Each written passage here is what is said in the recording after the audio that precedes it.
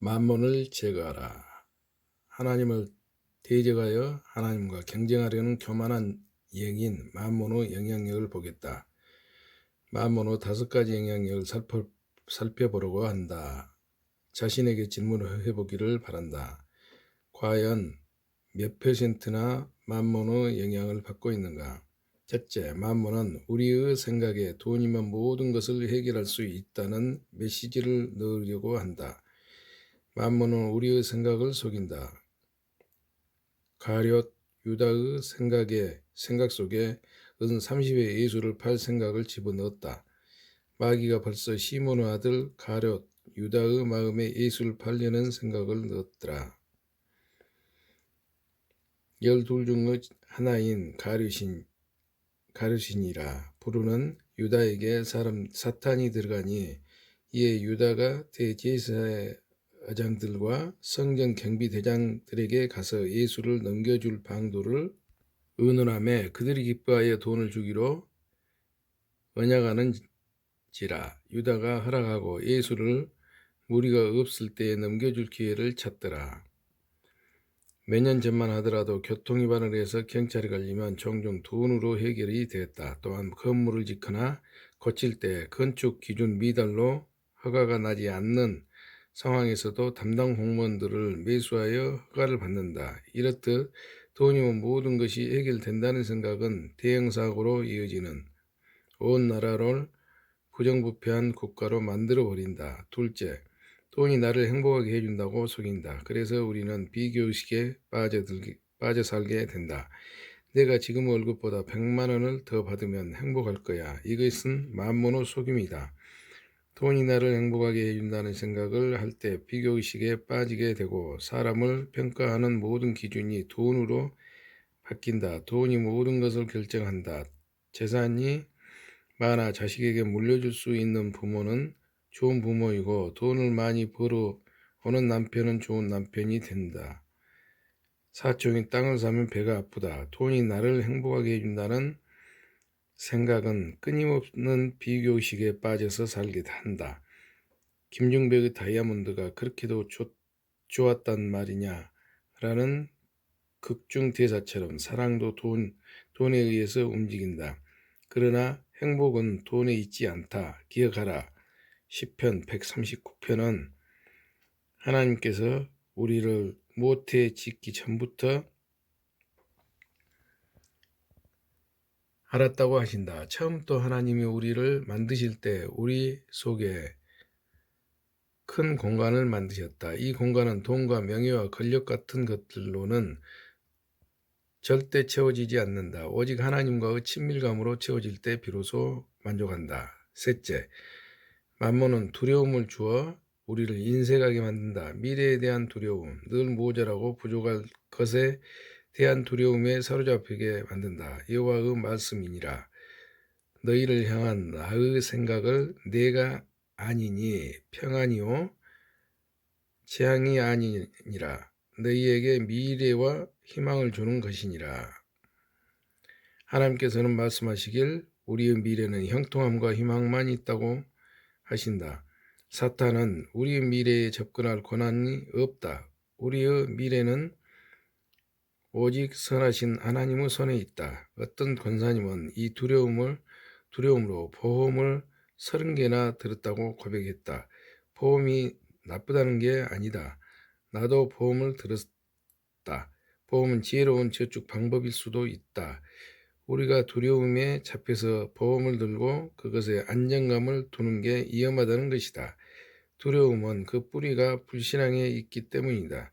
미래에 대한 두려움 때문에 불안해서 돈이 있어도 절대 다른 사람에게 기부하지 못하고 자기를 위해 쌓고 또 쌓아두고 집을 사고 또 사고 땅을 사고 또 산다. 그래서 만몬은 우리를 아주 인색한 사람으로 만들어 버린다. 하나님께서 누구에게 무엇을 주라고 해도 순종하지 못하고 아까운 마음이 든다. 인생한 영은 만몬의 가장 강력한 영이다. 우리는 처음부터 하나님의 형상으로 지어졌다. 하나님의 아들과 딸로 아주 넉넉한 사람으로 만들어졌다. 하나님의 성품을 그대로 받은 우리는 남에게 주기를 좋아하고 남을 돕기를 기뻐하며 남에게 뭔가를 나눠줄 때 더 큰 기쁨을 느끼도록 되어 있다. 그러나 만몬은 우리를 인색하게 만든다. 넷째, 만몬은 내가 지금 소유한 모든 것을 전부 내 것이다라고 하여 마치 내가 재물의 주인인 것처럼 속인다. 여러분의 이름으로 된 집 등기 등본에 분명히 여러분의 이름 석자가 소유주로 되어 있을 것이다. 차량 등록증도 마찬가지다. 만몬은 여러분이 그것이 주인이라고 말하지만 하나님께서 여러분에게 관리자, 청지기로 맡기신 것이다. 하나님은 이 부분을 명확하게 말씀하신다. 네 하나님 여호와를 기억하라. 그가 네게 재물 얻을 능력을 주셨음이라. 고 주장하신다. 내 돈을 주고 산 책을 내 것이라고 주장할 수 있겠으나 그분의 계산법은 다르다. 하나님은 천지창조 때 원재료인 나무를 당신이 만들었다고 주장하신다. 공기는 어떠한가? 우리의 생명까지도 하나님이 주셨다. 혹시 여러분이 갖고 있는 것 중에 하나님께서 만드신 원재료에서 빌린 게 아니고 여러분이 창조한 것이 있는가? 우리가 세상에 아무것도 가지고 온 것이 없음에 또한 아무것도 가지고는 가지 못하리니 우리를 부르신 그날에 우리는 아무것도 가져갈 수 없다. 처음부터 이 땅에 빈손으로 왔기 때문에 갈 때도 아무것도 가져갈 수 없다. 이렇게 계산하시는 하나님을 이해하고 그분을 모든 것을 주인으로 인정할 때 우리는 재물의 청지기가 될 것이다. 다섯째, 만몬은 우리가 감당할 수 없는 빚을 지게 만든다. 그래서 하나님이 아닌 만몬으로 우리의 주인을 바꾸어 버린다. 부자는 가난한 자를 주관하고 빚진 자는 채주 종이 되느니라. 빚진 자는 하나님의 종이 아니라 채주 종이 된다. 빚을 지면 하나님의 뜻을 따라 온전히 살아가지 못한다. 살아간 두 후배의 이야기다. 한 후배는 헌신되어 있었고 오직 주님만 뜨겁게 사랑하는 신실한 그리스도인이다. 좋은 대학을 나왔고 대학 시절에 선교사로 부르심을 받았다. 그런데 집이 가난해서 대학 학자금과 마이너스 통장 등으로 5천만 원을 빚을 지게 됐다. 후배는 취직해서 빨리 빚을 갚고 선교사로 가는 게 꿈이었다. 그래서 열심히 일했고 몇 년에 걸쳐 1,000만 원을 모아 빚을 갚으려고 했으나 집주인이 전셋값을 올려달라고 해서 그동안 모은 돈으로 지불했다. 또 열심히 일해서 1,000만 원을 마련했으나 여동생이 이 시집을 간다고 했다. 다시 1,000만 원이 마련되었을 때는 부모님이 수술을 하시게 되었다. 그러면서 10년이 지났고 어느 날 나를 찾아와 울면서 말했다. 이제야 하나님의 말씀을 이해했다는 것이다. 후배는 하나님의 종이 아니라 만몬의 종으로 10년을 살았다고 고백했다. 너희 자신을 종으로 내주어 누구에게 순종하든지 그 순종함을 받는 자의 종이 되는 줄을 너희가 알지 못하느니라. 만몬이 후배에게 말했다. 5천만 원 갚기 전에 넌 절대 스리랑카로 못 가. 빚을 다 갚을 때까지 하나님께서도 후배에게 말씀하셨다. 내게로 오라. 내가 너를 선교사로 불렀다. 후배는 결국 만몬의 덫에 걸려 10년을 지냈고 만몬에게 순종할 수밖에 없었던 자신을 보며 하염없이 울었다. 또 다른 후배는 빚이 없었다. 이 후배는 역시 주께 헌신되어 있었고 사업을 통한 하나님 나라 확장이 그 비전이었다. 자기와 비전이 맞는 직장을 골랐다. 그 회사 대표 비전이 아프리카에 우물을 파주면 재정으로 가난한 자를 먹이는 것이었다. 그는 정말 이 사역들을 잘 감당했다. 그런데 문제는 후배였다. 부모 사업이 부도가 나서 돈이 더 필요하게 되었을 때 다른 곳에서 스카우트 제의가 들어왔다. 예수를 믿지 않는 회사였지만 당장 돈이 더 필요했던 후배는 월급을 많이 주는 쪽을 선택했다. 여러분은 어떤가? 우리의 믿음은 풍랑, 고난을 만났을 때 드러난다. 이 후배는 돈에 의해서 돈을 위해서 돈을 따라서 직장을 선택했다. 이것이 만몬이다. 만몬은 우리에게 감당하지 못할 만큼의 빚을 져서 결국 우리를 통한 하나님의 계획을 온 땅의 축복의 근원이 이루어지지 못하게 만든다. 우리가 심각하게 만든 빚을 지게 되면 마음은 교회도 짓고 헌금도 많이 해서 선교자에 흘려보내고 싶지만 실질적으로는 그것을 성취할 수 없게 된다. 그래서 만몬의 가장 강력한 무기 중 하나, 빚으로 우리를 올가매는 것이다. 빚을 갚는 것은 단순하게 빚을 청산하는 차원이 아니다. 그 이상이다. 주인을 바꾸는 프로젝트이다. 빚을 갚겠다는 결정하는 것은 주인을 바꾸겠다고 결정하는 것이다. 주인을 바꾸겠다고 결정하면 반드시 주께서 도우실 것이다. 직접 경험해보라. 굉장히 빠른 속도로 빚이 갚아진다. 왕제장학교 워크북에는 주인 바꾸기 프로젝트가 6개월 훈련 코스로 강력하게 들어있다. 우리가 주인을 바꾸기로 결정하지 않는다면 하나님의 분은 우리의 것이 되지 못한다. 반대로 우리가 주인을 바꾸기로 결정한다면 다음의 공식이 풀어진다. 1 곱하기 1억은 1억, 0 곱하기 1억은 0. 최선을 다하는 우리의 일 가운데 하나님의 1억의 능력으로 우리를 도우실 것이다. 우리가 아무것도 하지 않는다면 하나님의 능력은 우리를 기다릴 것이다. 스스로 자신의 삶에 만몬이 어느 정도 영향을 주는지를 체크해 보기 바란다. 첫째, 돈이면 모든 것을 해결할 수 있다는 생각. 둘째, 돈이 나를 행복하게 해준다는 비교의식. 셋째, 두려움으로 인한 인색감. 넷째, 내가 가지고 있는 것은 다 내 것이라고 주장하는 것. 다섯째, 감당할 수 없는 빚을 지고 있는 것. 여러분은 만몬의 영향을 몇 퍼센트나 받고 있는가? 100% 아니면 80%. 대부분의 사람들의 대답이다. 그러나 여러분에게 내 고백이 굿뉴스가 될 것이다. 이전에 나는 100% 만몬의 영향을 받았다. 나를 깊이 직면하는 시간들을 통과하면서 만몬의 정체를 알게 됐고 그것들을 거절하며 만몬으로부터 뒤돌아섰다. 그리고 만몬을 내 삶에서 완전히 제거했다. 만몬은 호시탐탐 나를 노렸지만 별 소득이 없었다. 만몬의 영향력은 다음의 두 가지로 끊으면 된다. 반대 영과 반대 정신이다. 만몬의 영, 교만의 영, 거짓의 영, 인색의 영 등이다. 영은 오직 하나님의 능력으로만 끊어진다. 첫째, 만몬의 영을 이미 승리하신 반대 영인 예수 이름으로 대적한다. 예수 그리스도의 이름은 강력한 능력이다. 영적 전쟁에서 최고로 강력한 무기다.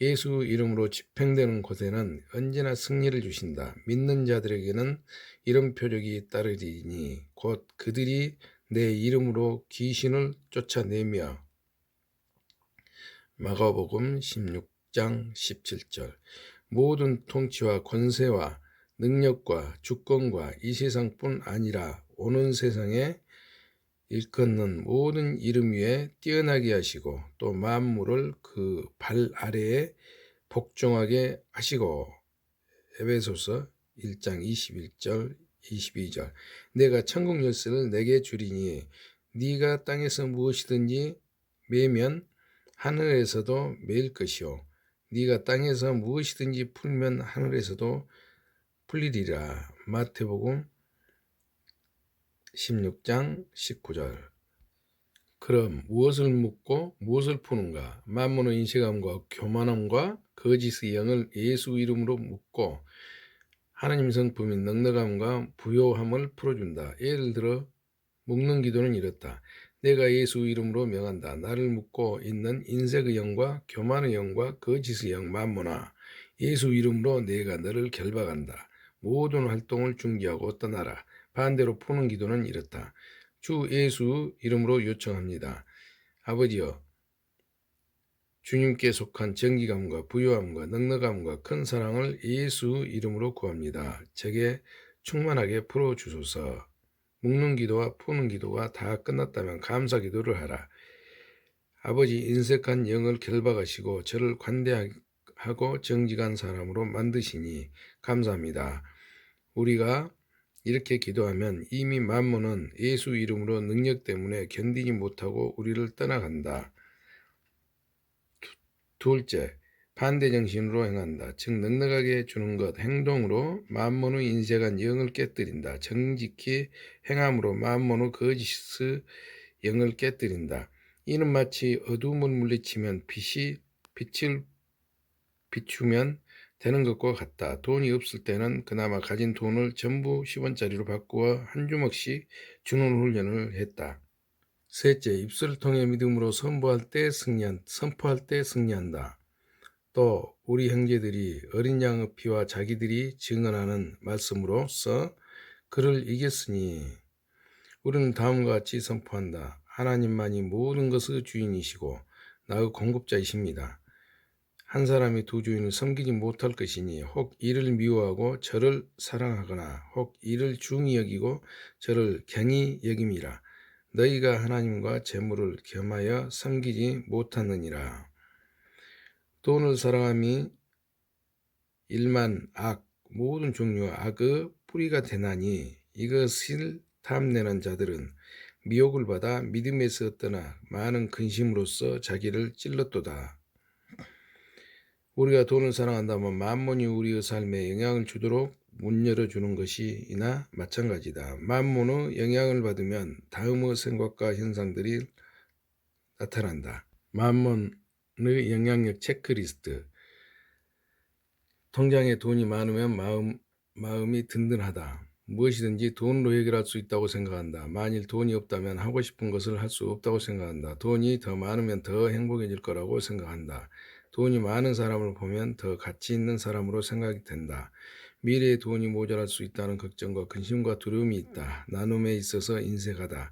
내 이름으로 된 것, 집, 땅, 자동차, 보석 등은 내 소유라고 생각한다. 백화점 등에서 충동 구매를 잘한다. 현재 가진 것에 불만족하며 더 갖고 싶은 생각이 있다.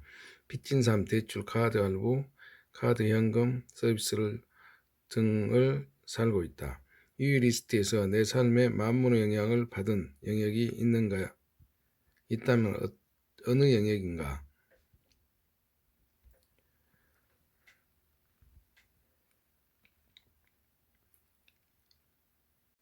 속부를 제거하라. 한 부자가 그 밭의 소출이 풍성하게 심중에 생각하며 이르되 내가 곡식 쌓아둘 곳이 없으니 어찌할까 하고 또 이르되 내가 이렇게 하리라. 내 곡간을 헐고 더 크게 짓고 내 모든 곡식과 물건을 거기에 쌓아두리라. 또 내가 내 영혼에게 이르되 영혼아 여러 해 쓸 물건을 많이 쌓아두었으니 평안히 쉬고 먹고 마시고 즐거워하자 하리라. 하되 하나님은 이르시되 어리석은 자여 오늘 밤에 네 영혼을 도로 찾으리니 그러면 네 준비한 것이 누구 것이 되겠느냐 하셨으니 자기를 위해서 재물을 쌓아두고 하나님께 대하여 부요하지 못한 자가 이와 같으니라. 이 말씀에서 속부 정의를 찾을 수 있다. 첫째, 자기를 위해 재물을 쌓아두고 하나님께 부여하지 못한 자이다. 한 부자 농부가 있었다. 그는 열심히 일했고 하나님께서 큰 수확을 하게 하셨다. 농부 노력에 주께서 엄청나게 복을 주셨지만 그 창고는 너무나 작았다. 그래서 그는 창고를 부수고 아주 큰 창고를 지어서 자기가 수확한 것을 전부 넣어두고 흐뭇해했다. 우리는 신명기 8장 18절 말씀을 기억해야 한다. 네 하나님 여호와를 기억하라. 그가 내게 재물 얻을 능력을 주셨음이라. 이 말씀을 오늘날 버전으로 바꿔보겠다. 하나님께서 재물을 얻을 능력을 주셔서 5억 원을 벌어 아파트를 샀다. 나도 하나님도 무척 기뻤다. 주께서 계속 재물 얻을 능력을 주셔서 5억 원이 또 생겼다. 이번에는 아들을 주려고 아파트를 샀다. 주께서 계속 재물 얻을 능력을 주셔서 또 5억 원이 생겼다. 이번에는 딸에게 주려고 아파트를 샀다. 성경 한 부자 농부 이야기는 이 아파트 이야기와 같다. 이 부자를 주께서 말씀하시길 어리석다고 하셨다. 왜 어리석다고 하시는가? 두 가지 이유 때문이다. 첫 번째 이유는 다음 해에 농사를 지을 때도 큰 수확을 주실 것이기 때문이다. 아들과 딸은 하나님이 축복하셔서 아파트를 주실 것이기 때문이다. 두 번째 이유는 오늘 밤에 죽으면 그 큰 창고는 누구 것이 되겠느냐라는 하나님의 질문에 있다. 오늘 밤에 죽으면 세 채의 아파트는 누구 것이 되겠느냐고 질문하신다. 이 어리석은 속부는 아들과 딸의 것이 됩니다. 라고 대답할 것이다. 그렇게 된다면 얼마나 좋겠는가. 그러나 성경은 그 아파트 세 채를 아들과 딸에게 절대 주지 않겠다고 하신다. 성경은 속부 재산에 대해 이렇게 말씀하신다. 악인 속부 하나님께 얻은 분깃 그 자손은 번성하여도 칼을 이하며 그 후손은 음식물로 배부르지 못할 것이며 그 악인 속부가 비록 은 보석을 티끌같이 쌓고 의복 재물을 진흙같이 준비할 것이라도 그 속부가 준비한 것을 의인이 입을 것이요 그 속부의 은은 죄 없는 자가 차지할 것이다.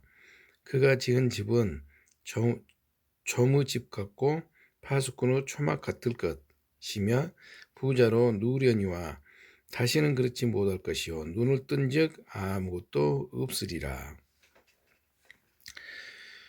자기에게 부여하고 하나님께 인색한 자를 속부라고 하시고 이렇게 모은 재물은 반드시 의인에게 옮기겠다고 하신다. 둘째, 속부란 부정한 방법으로 돈을 모아 부자가 된 사람이다. 악인의 집에 아직도 불의한 재물이 있느냐, 축소시킨 가증한 에바가 있느냐, 내가 만일 부정한 저울을 씻거나 주머니에 거짓 저울추를 두었으면 깨끗하겠느냐. 그 부자들은 강포가 가득하였고 그 주민들은 거짓을 말하니 그 혀가 입에서 거짓되도다. 이 말씀은 속부들에게 경고하시는 강력한 하나님의 메시지다.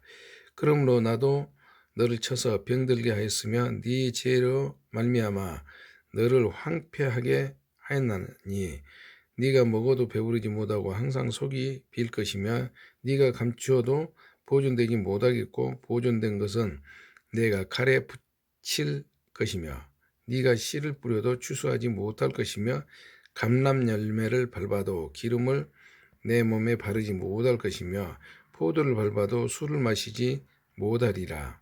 하나님은 권고다. 몸에 병이 들 수도 있다. 속부가 아무리 수고해서 재물을 쌓아 놓는다고 해도 그들의 것이 안 된다. 배부르지 못하고 그 재물이 보존되지 못한다. 꼭꼭 숨겨서 보존될 것 같아 보이니 칼에 붙여서 반드시 추수하지 못하게 하시겠다는 것이다. 왜 이렇게 속부를 엄하고 강하게 다루시는가? 이유는 다음과 같다. 너희가 오므리의 율례와 아합 집의 모든 예법을 지키고 그들의 전통을 따르니 내가 너희를 황폐하게 하며 속부 삶은 오므리 율례와 아합의 예법, 전통을 따르는 삶이라고 말씀하신다. 다시 말하면 하나님께 인색한 부자나 부정한 방법으로 돈을 모아서 부자가 된 속부는 아세벨이 섬긴 바알신을 섬기는 예법을 따르는 거라고 말한다. 바알신은 만몬신이다. 우리가 속부로 사는 것은 결국 만몬을 따라가는 삶이다. 교회에 출석해 예배하더라도 그 마음은 만몬을 섬기는 삶을 살고 있을 수 있다. 오므라는 자신의 아들 아합을 시돈 왕 엣바알의 딸 이세벨과 결혼시켰다. 그는 사마리아를 건축했고 그 도시에 바알 신전을 세웠다. 바알은 가나안 땅에 존재하던 대표적인 우상이다. 재물과 연관된 풍요의 신이다. 바알은 당시에 가나안을 존재했던 땅의 재물을 다스리는 암몬과 밀접한 연관이 있다. 오므리 왕조 때 바알 숭배는 북이스라엘의 국가적인 종교 행사였다. 그는 여로보암의 모든 길로 행했다. 이로 인해 온 이스라엘을 죄 중에 행하게 하며 더 나아가 바알을 섬기게 하여 하나님을 노하시게 했다. 아합은 아버지인 오므리가 제정한 바알 숭배를 더욱 공고히 했다. 그는 여로보암의 죄를 따라 행하는 것을 오히려 가볍게 여기며 더 나아가 그 아내인 이세벨의 영향을 받아 바알과 아세라 숭배를 활성화했다. 그는 바알 신전 안에 바알 제단을 쌓고 아세라상을 만들어 이스라엘의 가장 악한 왕으로 하나님을 노하시게 했다. 이같이 하나님 보시기에 가장 악한 일을 행한 오므리의 아합이 악한 율례와 예법은 여러 세대를 흘러가며 영향을 주어 전통적으로 이스라엘에 따라 행했다. 그들은 축소시킨 가증한 에바 뒷박을 가지고 사업을 하며 부정한 저울과 거짓 저울줄을 사용해 돈을 벌어 부자가 되었다. 주민들까지도 거짓을 말했다. 하나님은 이러한 속부들의 재물을 훑어버리고 경제를 마비시켰다. 나라 안에는 각종 심각한 일들이 일어났다. 가뭄과 질병과 전쟁이 일어났다. 죄는 나라 전체를 황폐하게 한다. 이제 알겠는가? 하나님이 왜 속부를 심판하고 대적하시는지를. 그러면 하나님의 재물에 대한 계획은 무엇인가? 성부는 그 산업을 자기 손손에 끼쳐도 죄인 속부 재물은 의인을 위하여 쌓이느니라. 속이는 말로 재물을 모으는 것은 죽음을 구하는 것이라 곧 불려다니는 안개니라. 하나님의 계획은 성부 산업은 자자손손에게 흘러가게 하고 속부 산업은 의인에게 옮기시는 것이다. 다시 말하면 네가 속부의 근성으로 아파트 세 채를 준비하였느냐? 내가 의인에게 옮기겠다라고 하신다. 이렇듯 하나님은 속부 재물들을 흔들어서 의인들에게 옮기신다. 재물의 이동이 일어나는 것이다. 이 속부에 대한 말씀은 정말로 듣고 싶지 않겠지만 사실이고 이 예언은 반드시 이루어질 것이다. 하나님은 사람이 아니시니 거짓말을 하지 않으시고 인생이 아니시니 후회가 없으시도다. 어찌 그 말씀하신 바를 행하지 않으시며 하신 말씀을 실행하지 않으시랴. 민수기 23장 19절. 하나님은 사람이 아니시다. 사람처럼 거짓말을 하지 않으신다. 그분이 말씀하신 것은 반드시 실행하신다. 우리에게 맡기신 재물을 주님 앞에서 두려움과 거룩함으로 관리해야 한다. 나 여호와는 심장을 살피며 폐부를 시험하고 각각 그 행위와 그 행실대로 보응하나니 불의로 치부하는 자는 자고새가 낳지 아니한 알을 품음 같아서 그 중년에 그것이 떠나겠고 마침내 어리석은 자가 되리라. 심장은 몸의 중심에 위치하여 온몸의 중심 역할을 한다. 여기서 말하는 폐부, 킬냐는 콩팥을 말한다. 허리 아래 위치한 한 쌍의 기관이다. 혈액에서 불순물을 걸려내는 역할을 한다. 그러므로 하나님이 우리의 심장을 살피신다는 것은 우리 마음의 중심, 양심과 생각을 살피신다는 것이다. 하나님이 우리의 폐부를 시험한다는 것은 우리의 내면의 깊은 숨은 동기를 시험하신다는 것이다. 홍성권 목사님. 곰과에 속하는 신메추리의 일종인 자고새라는 새가 있는데 참 흥미롭다. 자고새는 자기가 낳지 않은 알을 품어서 새끼들을 부화시킨다. 그러면 태어난 새끼들은 엄마가 아닌 것을 알고 자고새를 떠난다. 부정한 방법으로 돈을 모아 부자가 된 사람은 자기가 낳지 않은 알을 품고 있는 자고새와 같아서 언젠가는 그것이 자고새를 버리고 날아가 버리듯 그 부도 조만간 그를 떠날 것이니 결국 그는 어리석은 자가 되고 말 것이다. 레위기 17장 11절 현대인의 성경. 여기서도 속부를 부정한 방법으로 돈을 모아 부자가 된 사람이라고 말씀하고 있다. 개처럼 벌어서 정심처럼 쓰면 된다고 세상은 말한다. 그러나 하나님 나라는 정직하게 벌어서 하나님의 뜻에 맞게 써야 한다. 중한 별리로 자기 재산을 늘리는 것은 가난한 사람을 불쌍히 여기는 자를 위해 그 재산을 저축하는 것이니라. 이 말씀은 아주 높은 이자를 받지 말라는 것이다. 높은 이자를 받으면 당장 자기 재산을 늘리는 것 같지만 결국 의인, 가난한 자에게 주는 자를 위해 자신 대신 재산을 저축하는 것이 된다. 하나님께서 그 재물을 의인에게 옮기시기 때문이다. 별일을 위하여 꾸어주거나 이자를 받거나 할진대 그가 살겠느냐? 결코 살지 못하리니 이 모든 가증한 일을 행하였은즉 반드시 죽을지라. 자기의 피가 자기에게로 돌아가리라. 얼마나 엄격한 말씀인가. 높은 이자를 받은 것은 피 흘리는 죄, 곧 살인죄와 같다는 것이다. 나는 앞서 꽁지돈까지 쓰다라는 제목으로 글을 썼다. 아무리 빚을 갚아도 이자가 높은 개인돈과 금융권의 높은 이자와 사채는 나로 극단적인 선택을 하게끔 몰고 갔다. 교회에서 성도들끼리 높은 이자를 받으면서 돈 거래를 하는 경우가 있다면 즉시 멈춰야 한다. 높은 이자는 탕감해주고 원금만 회수하라. 도저히 원금도 줄 형편이 되지 않는 아주 가난한 사람이라면 원금도 탕감해주라. 하나님이 기뻐하실 것이다. 그러나 남의 돈을 빌린 사람들은 최선을 다해 갚아야 한다. 시편 37편 21절에 악인은 꾸고 갚지 한다고 말한다. 악인이 되어서는 안 된다.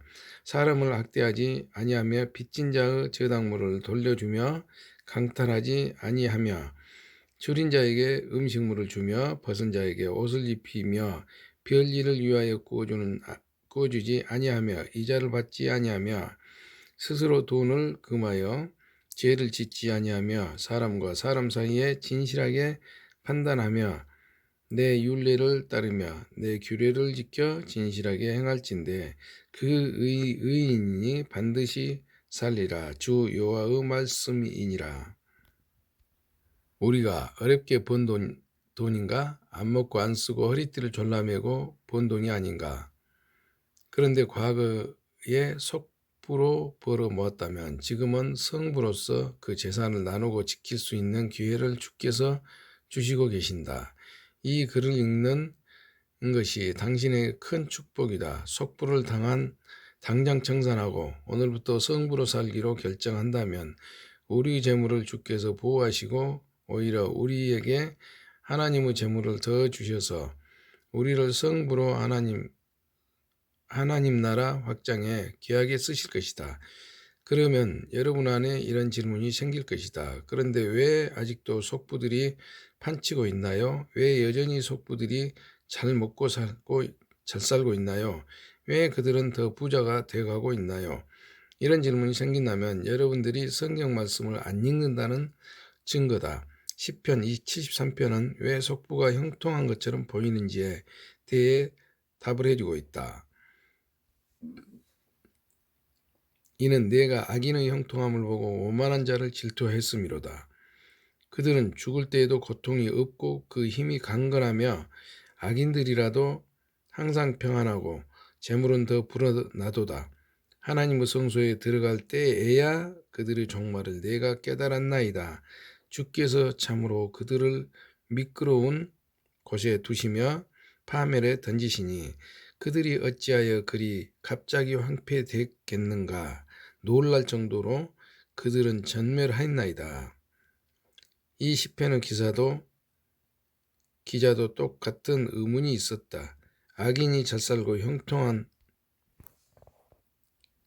것처럼 보이는 것에 대한 궁금증이다. 시편 기자는 깨달았다. 성소에 들어갈 때 그들의 종말은 파멸이고 황폐이며 전멸이라는 것을 우리가 이 세상을 살아갈 때 많은 질문들이 생긴다.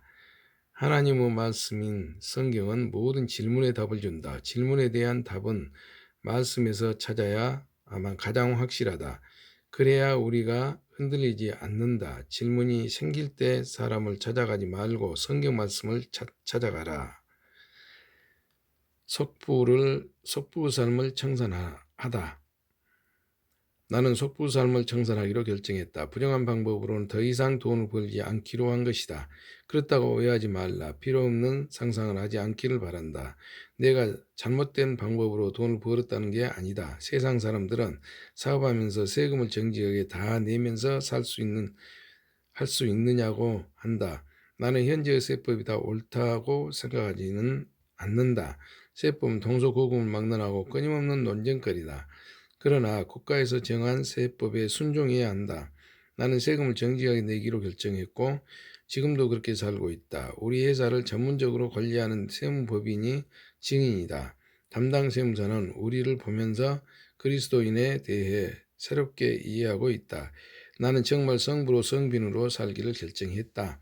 내게는 절제하고 하나님께는 부유한 삶을 살기로 결정했다. 또한 하나님의 재물을 받는 훈련을 하기로 마음먹었다. 충성된 청지기가 되기 위해서는 작은 것, 재물, 남은 것에 먼저 충성하는 삶의 훈련을 했다. 서두르지 않고 하나하나 배우는 대로 삶에 적용하기로 결정하고 적용하는 훈련 중에 놀랍게 하나님의 공급하심과 약속에 신실하신 하나님을 경험하며 감격하고 있다. 하나님, 제가 그동안 두 주인을 섬겼음을 인정합니다. 이제는 오직 한 분 하나님만 섬기기로 결정합니다. 만몬을 거절하고 속부를 거절하겠습니다. 하나님께 인색했고 내게만 부여했던 것들을 회개합니다. 주여, 저를 불쌍히 여기소서. 저는 이제부터 나 자신을 절제하고 하나님께 부요한 삶을 살겠습니다. 주여, 저를 새롭게 하시니 감사합니다. 주님 앞에서 소망이 충만케 하시니 감사합니다. 노예로 파송한 4대의 자동차. 나는 믿음으로 사는 삶을 훈련하고 있었다. 마지막 빚을 다 갚은 날이 있었다. 이야기는 3장에서 하겠다. 통장의 빚을 다 갚고 1억 2천만 원의 돈이 남았다. 빚을 다 갚았다는 기쁨도 컸지만 진정으로 하나님의 종이 될 수 있다는 게 정말 기뻤다. 남편의 고생과 유진이의 희생이 컸다. 그래서 감사의 마음으로 남편에게 1억 2천만짜리 자동차를 사주고 싶었다. 오늘부터 우리는 빚으로부터 자유예요. 당신에게 1억 2천만 원짜리 자동차를 사주고 싶어요. 오, 정말? 응. 다음 달부터 남편은 각 자동차 회사의 팜플릿을 가지고 와서 다음 날부터 남편은 각 자동차 회사의 팜플릿을 가지고 와서 조사하기 시작했다. 오늘은 그랜저, 내일은 벤츠, 다음 주는 삼성차, 그 다음 주는 BMW. 그렇게 3주가 흘러갔다. 아직도 못 정했어요. 1억 2천만 원짜리 차인데 심사숙고해야지요. 그러던 어느 날 새벽에 눈을 떴다. 습관적으로 먼저 기도방에 가서 주님 앞에 엎드렸다. 주님 말씀하시면 종이 듣고 그대로 순종하겠나이다. 늘 새벽마다 하던 기도였다. 그때 부드러운 주님의 음성이 들렸다. 미진아, 네게 맡겨둔 1억 2천만 원이 있지. 헉, 1억 2천만요? 그것으로 네 대의 차를 구입하여 내가 말하는 선교사들에게 보내서 그들의 발이 되게 하라. 나는 차를 구입할 마음의 기쁨으로 들떠있는 남편에게 주님께 들은 음성을 나누어야 했다. 쉬운 일이 아니었다.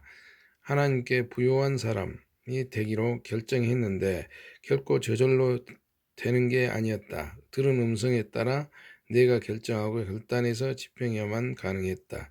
기도방에서 나오면서 남편에게 물었다. 구입할 자동차를 정했어요? 아니, 오늘 내일쯤 최종으로 몇 가지 더 알아보고 정할 거야. 그런데 주님은 당신이 100억, 10억도 넘는 차를 타고 다니길 원하시는 것 같아. 와, 그런 자동차도 있어? 응, 이제까지 타고 다니던 전철. 남편이 바로 눈치를 챘다. 내가 기도방에서 나오자마자 말을 꺼냈기 때문이다. 혹시 하나님께서 뭐라고 말씀하셨어? 남편에게 미안한 마음이 가득했다. 하지만 내가 들은 하나님의 음성을 이야기했다. 남편은 가족 예배를 드리면서 함께 검증하자고 제안했다. 우리는 즉시 유진이를 불렀고 하나님의 음성을 검증하기 위해 예배를 드리기로 했다. 유진아, 엄마가 1억 2천만 원에 대해 하나님의 음성을 들었는데 우리가 예배를 드리면서 검증해 함께 이 부분을 대해 검증하자.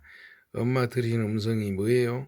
내가 새벽에 들은 음성을 차근차근 나누었다. 내 말을 다 들은 유진이가 말했다. 그건 예배 드릴 것도 없어요. 하나님의 음성이 맞아요.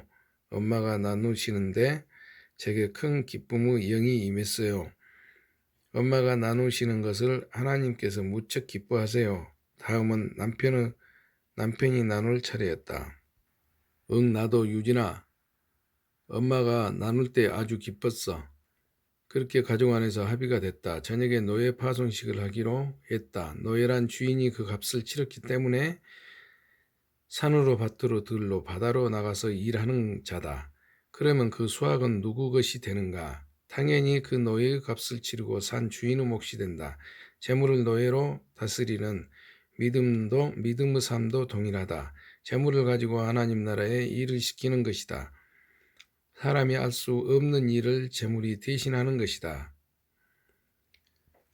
하나님께서 그날 새벽에 4명의 선교사님을 말씀하셨다. 우리 가족은 4개의 봉투에 3천만 원씩 따로 담았다. 봉투마다 주께서 말씀하신 나라와 선교사님들의 이름을 적었다. 4분의 선교사에게 가서 일하라. 파송장을 적고 우리는 노예 파송 예배를 드렸다. 그리고 노예에게 명령했다. 너는 가라. 아프리카 탄자니아로. 인시완 선교사님의 발이 되어서 탄자니아 온 땅을 다니며 하나님의 사람을 섬기라. 그리고 너희들을 말씀하신 곳으로 보냈다. 그 후 몇 년이 지났다. 탄자니아 인시완 선교사님께서 우리 부부를 청년들을 위해 강의에 초청했다.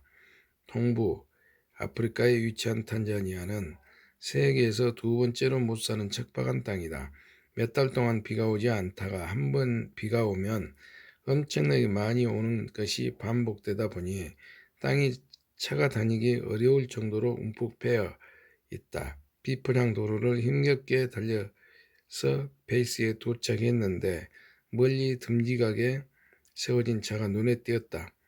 인 선교사님이 말했다. 저 녀석이 간사님께서 보내신 녀석입니다. 정말 그랬다. 얼마나 많은 수고로 척박한 땅을 섬겼는지 눈탱이가 밤탱이가 되어 있었다. 헤드라이트는 다 깨지고 범퍼도 너덜너덜하게 붙어 있었다. 수고한 흔적이 곳곳에서 보였다. 옥수수 가루를 싣고 가난한 자들에게 가고 말라리아 환자를 병원으로 후송해주고 낙심한 사람들을 찾아 신방하느라 얼마나 많은 수고를 했겠는가. 현지 무더운 날씨에 옥수수를 한 자루만 지고 100m만 가라고 해도 죽을 것 같았다. 당시 차 안은 영상 50도를 웃돌았다. 맨몸으로 걸어다니는 것조차 힘들었다. 사람이 할 수 없는 일을 내가 파송한 녀석 차이 무지 잘해주었다. 자동차에게 고맙고 감사하고 대기내서 기도해주고 싶은 마음으로 차 앞으로 걸어갔다. 그리고 차에 손을 얹고 기도하려는 순간 놀라운 일이 벌어졌다. 이상한 체험이었다.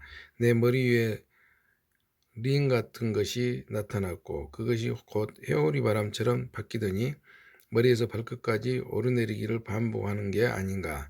한참을 그러더니 바람 안에서 한 목소리가 들렸다. 미진아, 네가 파송한 이 노예의 모든 수고는 그날의 네 상금으로 기록될 것이다. 또한 함께 수고한 인시완 선교사의 상급으로 기록될 것이다. 신비한 경험도 놀랍지만 하나님이 계산법이 충격이었다. 헌금한 3천만 원이 상급으로 계산되는 걸 알았는데 노예의 수고로 구원된 영혼의 상급까지 전부 내 상급으로 계산하신다는 게 놀라웠다. 30배, 60배, 100배로 계산해 주신다는 것이었다. 할렐루야. 자존심을 버리게 한 10원짜리 등록금. 우리가 재물을 노예로 다루지 않으면 재물이 나를 노예로 삼는다. 재물의 노예가 되는 삶이란 재물이 내게 명령하는 삶이다. 돈이 있으면 할 수 있고 돈이 없으면 할 수 없다고 하는 것은 우리가 돈의 노예가 되는 것이다. 무엇을 결정할 때 돈이 결정하는 것이다. 그러나 믿음으로 사는 삶의 중심은 돈이 아니라 하나님의 말씀 음성이다. 주님께서 지금 이것을 하라고 하시는가 아니면 하지 말라고 하시는가? 만일 하라고 하신다면 우리는 예하고 기도해야 한다. 주님, 재정을 공급해 주십시오. 주께서 하셨다면 반드시 감당할 수 있는 재정도 보내주실 줄 믿는 것이다. 제주 열방대학 중보기도학교에 훈련받을 때의 일이다. 당시 이 학교의 등록금은 230만 원이었다. 나는 등록금을 한 푼도 내지 못해서 학교장실로 불려갔다. 미진 자매님, 등록금은 어떻게 하실 건가요? 예, 제가 기도하고 있습니다. 자매님, 여기는 TTS, 예수제자훈련학교처럼 은혜의 학교가 아닙니다. 세컨드 스쿨로서 진리의 학교입니다. 자매님이 선택한 것에 대해 책임지는 자세를 배우셔야 합니다. 예, 힘없이 대답하고 집으로 왔다. 다음날도 그 다음날도 등록금을 한 푼도 내지 못했다. 학교장이 나를 또 부르더니 학교에 나오지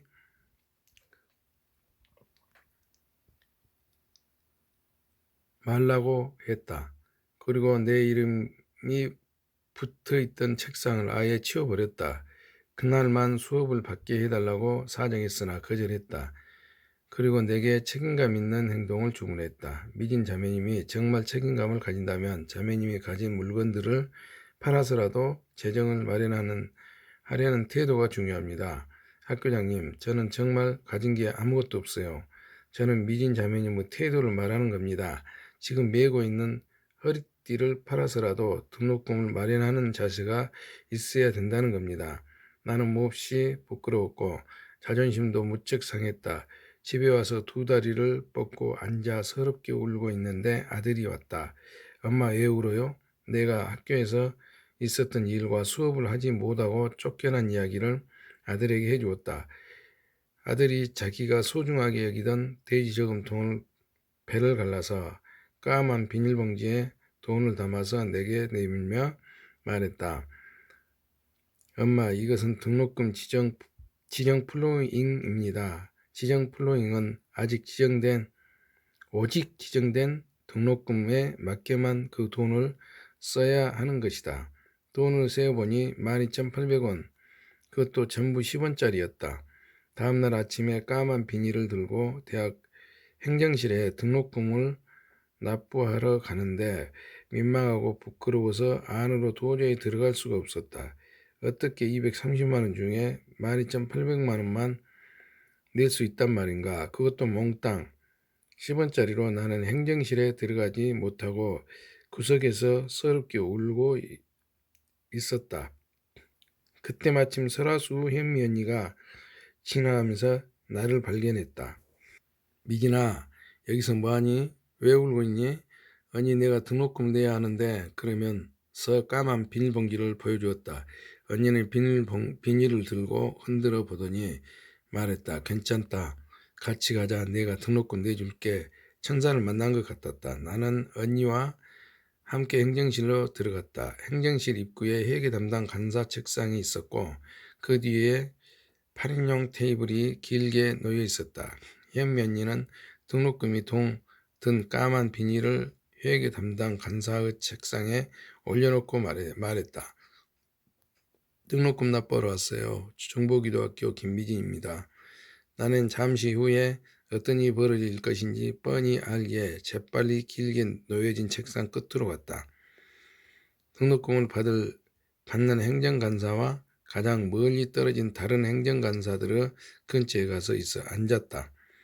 회계 담당 간사는 까만 비닐을 유리가 깔린 책상 위에 쏟았다. 10원짜리가 책상 위에 쏟아졌다. 내 옆의 간사가 내게 물었다. 자매님, 어느 학교 다니나요? 예, 저도 중부기도학교에 다녀요. 자매님은 등록금을 다 내셨나 봐요? 내가 말했다. 아, 예, 저는 등록금 걱정은 없어요. 책상 위에 동전을 쏟을 때 떨어진 동전 하나가 굴러서 우리 쪽으로 왔다. 함께 있던 간사가 동전을 주어서 회계 담당 행정간사에게 갖다 주고 자리에 돌아와서 웃으며 옆자리의 간사에게 말했다. 오랫동안 열방대학에서 간사를 하면서 이런 등록금 납부는 처음 봐. 왜? 한번 직접 가서 봐. 다른 간사도 행정간사에게 갔다 오더니 서로 보면서 웃었다. 나는 가만히 있을 수가 없어서 한마디 했다.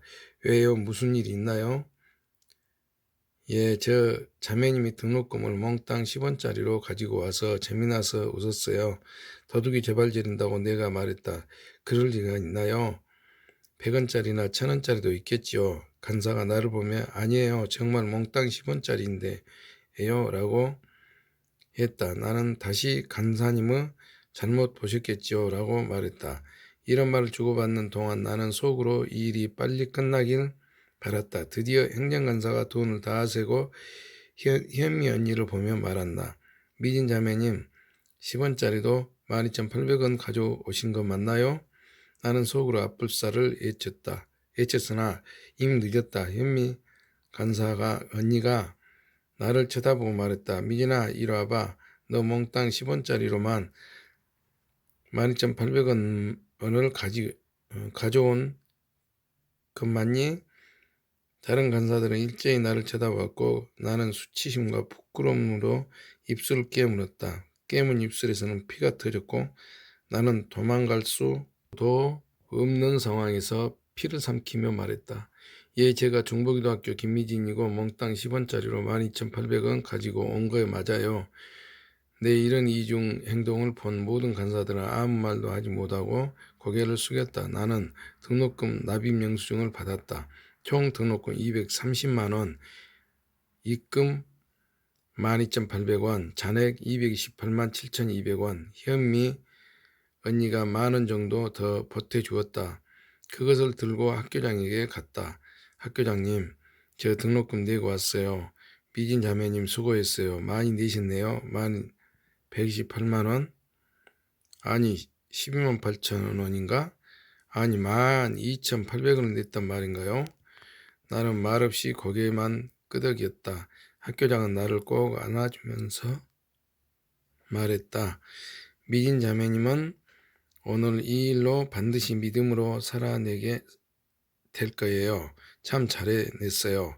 당시에는 학교장님의 말이 무슨 뜻인지 알지 못했다. 그러나 나중에야 그 뜻을 알게 되었다. 믿음으로 사는 삶에 가장 방해가 되는 자존심을 그날 완전히 버렸다는 것을 몇 주 후 내 미납된 등록금이 완납되었다는 통보를 받았다.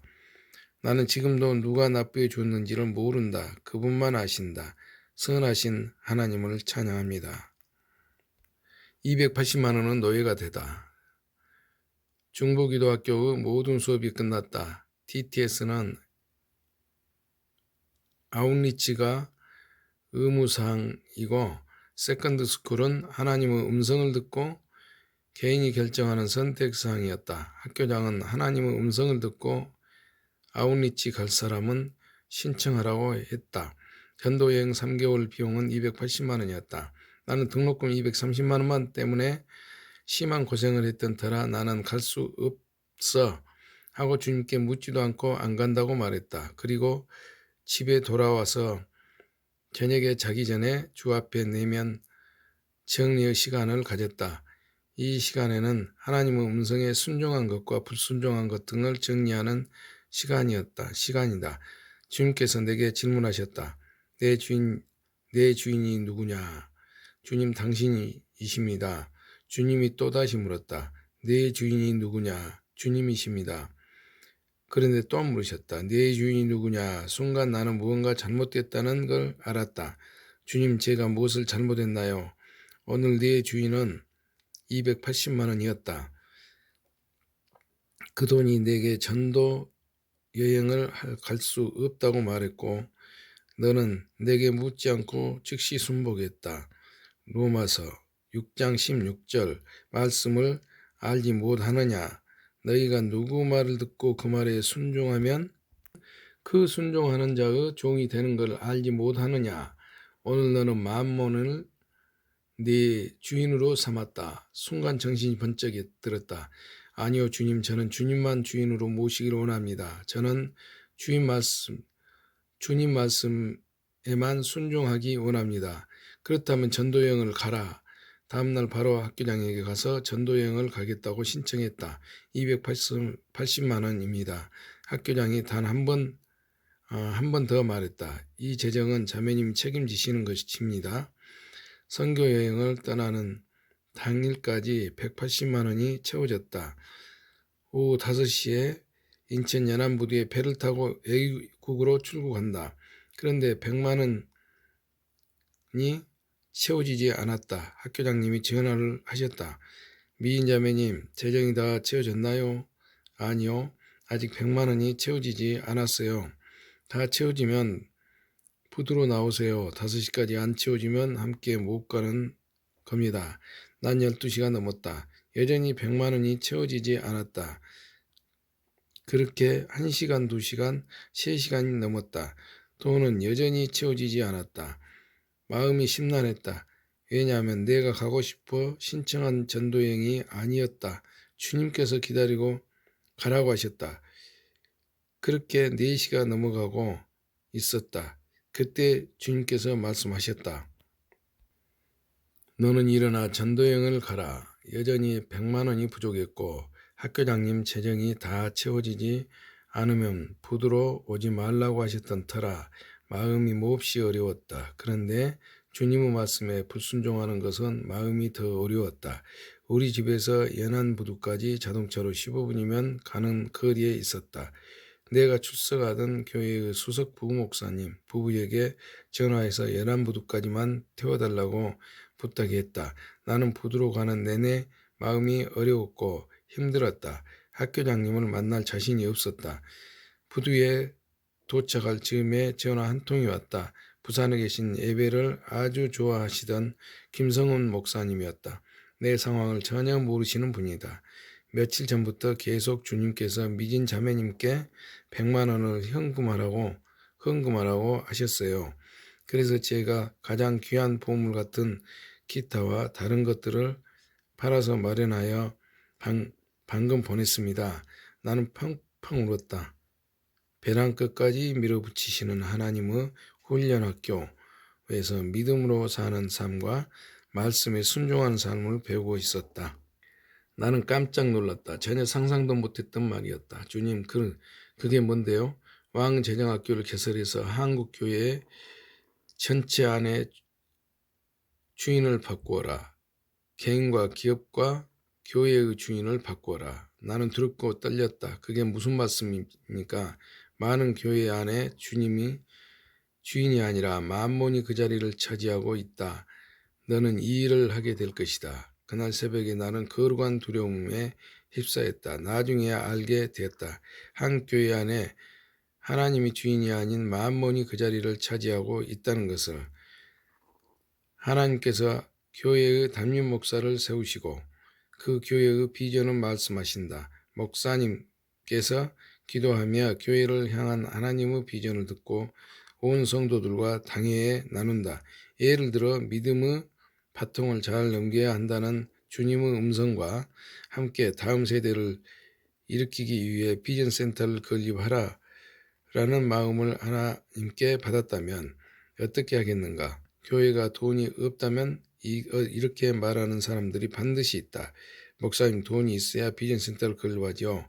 돈도 없는데 어떻게 합니까? 이들을 통해 만문이신 교회로 들어온다. 돈이 없다면 이렇게 반응하는 게 맞다. 목사님, 하나님께서 그렇게 말씀하셨다면 우리 교회를 통해 그 재정학교를 개설하라. 예수전도단 독수리 예수 제자훈련학교 학교장으로 활발하게 학교를 섬길 때였다. 주로 정보기도와 영적전쟁과 하나님의 음성 듣는 삶 등을 강의했다. 어느 날 새벽에 주께서 말씀하셨다. 너는 예수 전도단 간사를 사임하고 왕의 재정학교를 세워라. 나는 깜짝 놀랐다. 전혀 상상도 못했던 말이었다. 주님, 그게 뭔데요? 왕의 재정학교를 개설해서 한국 교회 전체 안에 주인을 바꿔라. 개인과 기업과 교회의 주인을 바꿔라.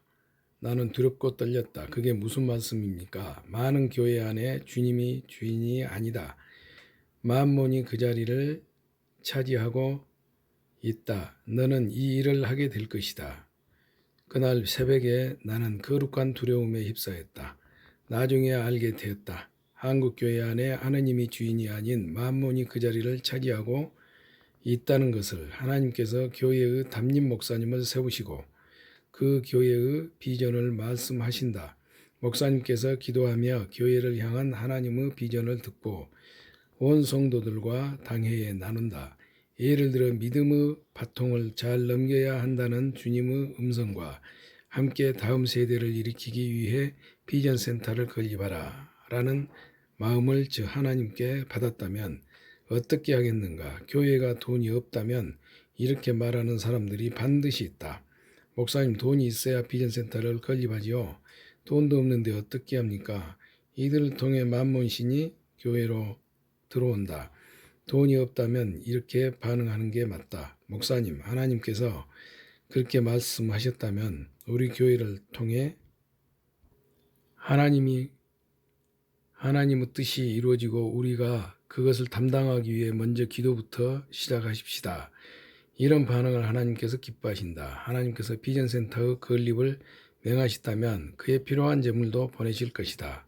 3강 하늘은행 저축하기 3. 하늘나라 프로젝트 참고